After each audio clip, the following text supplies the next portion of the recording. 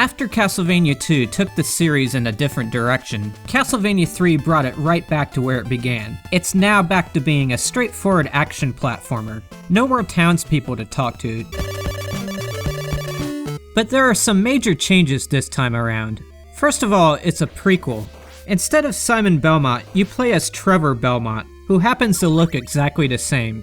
You also get to choose which path to take through the game. There are several different routes that eventually converge back together again. The biggest change, however, is the addition of playable characters. To get them, you first have to defeat them as a boss. You then choose if you want to take them with you. There are 3 of them in all, but you can only take one at a time. When you hit select, you change to them, and then when you hit select again, you change back to Trevor. Alucard is Dracula's son, and could fire a large but weak spread shot. He can also turn into a bat, which is useful for flying over hard portions of the game. However, if he takes damage or runs out of hearts, he changes back to his usual self. Grant is a pirate, who has superior jumping ability and can climb walls and ceilings, though I don't find the climbing ability to be very useful in this game. And there's also Sypha, who can cast damaging spells. A small difference between this game and the other two is that the whip power-ups now look like chandeliers as opposed to whips. This is a very odd thing to change. I think they did it because Alucard uses power-ups too, but his is for the spread shot, not the whip. Even though I'd never played this game before, I felt some nostalgia as I played it. It captures the spirit of the first Castlevania perfectly, but also pushes some beautiful platforming graphics out of the 8-bit technology. It's better looking than the first 2 games, but it's also longer. No matter which path you choose, it has stage after stage full of bosses and mid-bosses. The music is delightful, but not as iconic as the first game.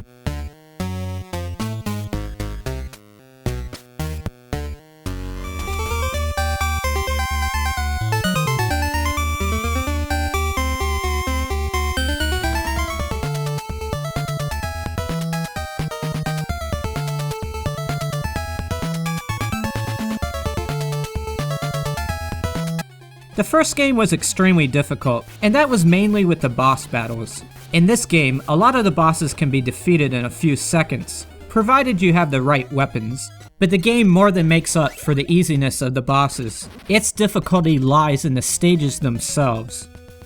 I haven't seen stages this deadly since the first Rayman game. There's places to fall off everywhere. As you travel in the vertical stages, the bottom of the screen becomes a death trap. Later on, these vertical stages get even more tough as the auto-scrolling kicks in. The stages are extremely long, and the checkpoints are very far apart. Look at this section. I have to get past these relentless mermen, battle a bone dragon that takes a lot of hits, travel through another merman section combined with bats, battle 4 more bone dragons, and then fight a bone dragon boss. This guy gave me a lot of issues, and I ended up having to walk this whole stretch of the game over and over again. If you get enough hits on the boss, he actually flees the fight and starts flooding the screen.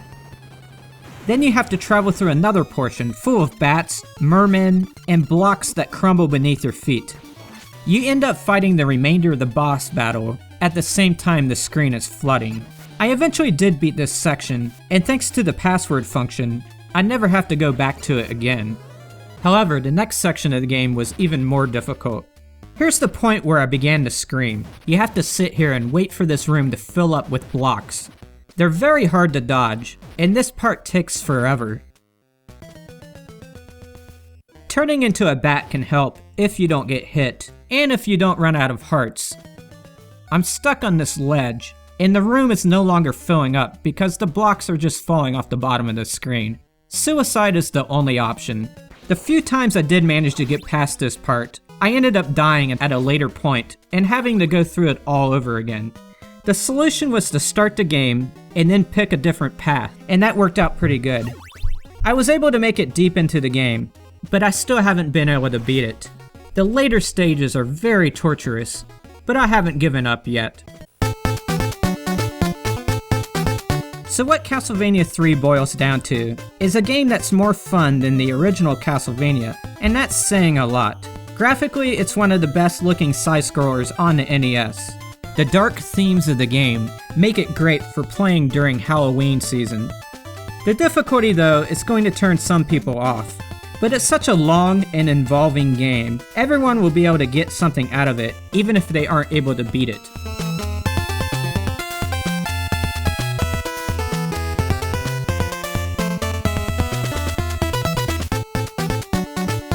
This rating is a measurement of how fun it is to play this game today, compared to all other games.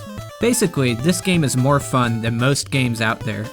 See the description for more details.